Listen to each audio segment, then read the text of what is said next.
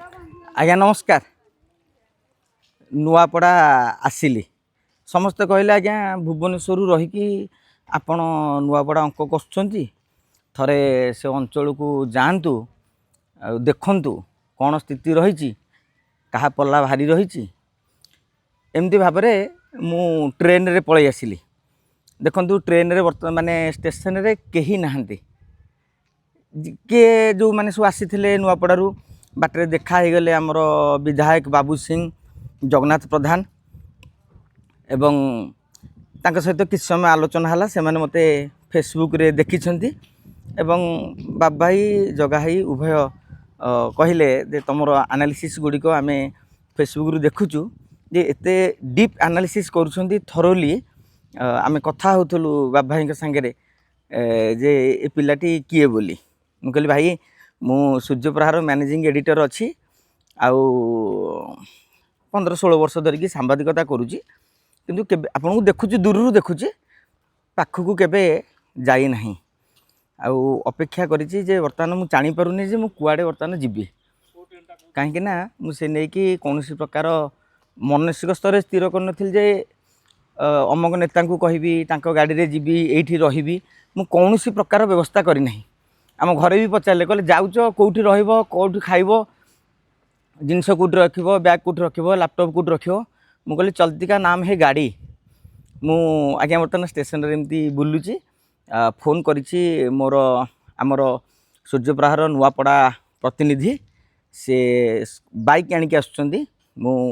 तांको कहली जे बाइक रे आमे परखिबा से कहले सार गोटे कार कर देबा मु कहली प्रथमे आको बाइक रे परखिबा छकरे बसिबा आलोचना करवा धीरे धीरे धीरे धीरे आम अनुशीलन आड़ को जीवा एवं तारी भितर आमर बेगुनिया बोलगड़ विधायक प्रदीप साहू भी फोन कले कहीं सी भी जानी जे मु नुआपड़ा आसुची बोली तेणु तांकु भी गोटे पंचायत दायित्व मिली सी भी कहले चंडी टिके माड़ी आसू आम आड़े मुझे घर टे नहीं तो रहा खाइबा सब व्यवस्था करी कहली भाई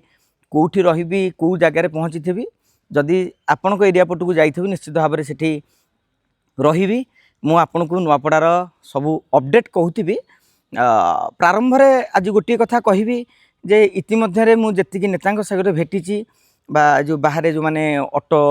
डाकुले कि स्थानीय लोक भेटुली कौन हम नुआपड़े ना नुआपड़े लड़ई हम आज्ञा त्रिमुखी लड़ई हम समस्त भोट अच्छी बर्तमान सुधा किसी स्पष्ट जना पड़ी ना किंतु बिजु जनता दल पछरे थिला आउ एबे से माने जोरदार फाइट करुछंती लड़ई करुछंती आउ किसी नेता को पचारुथली मु कहली भाई कौन माने स्थिति कौन रही ना देखंतु लड़ई कथा यदि देखिबा ताहले बिजु जनता दल पंचायत निर्वाचन भली एही उपनिर्वाचन को लड़ुची किंतु भारतीय जनता पार्टी साधारण निर्वाचन भली ए निर्वाचन को परिचालना करुची धीरे धीरे धीरे धीरे बर्तमान तो केवल प्रचार चली माहौल धीरे धीरे जमुची आ किसी दिन लगे जना पड़ो लोकंर पब्लिक मूड कौन किंतु जेहेतु बीजेपी सरकार अच्छी सरकारी कलबल कौशल सब व्यवहार कराउछि तेणु तांकर मध्य किसी पला भारी रही पारे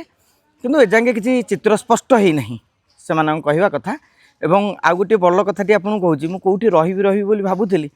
जड़े कांग्रेस युव नेता को फोन कली मुझे अरे कौन कहूलु भुवनेश्वर भाई आस मु सब व्यवस्था करदेवी बर्तमान आसिक पहुँची गलानी तू कौटी ना भाई मु होटेल छाड़देला मुझे होटेल कौन छाड़देलु मु रही कौटी से कहला भाई काली राति रे बीजेपी पक्षर एमती प्रेसर पड़ा होटेल वाला आडभांस फेरेदेले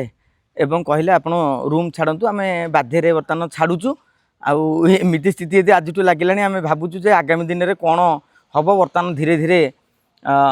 सरकार पक्षर शासक दल पक्षर चाप बढ़िबारे लगी ये आज्ञा हूँ गोटे जहाँ माने सूचना पाउली तेणु देखा आम कौटी बर्तमान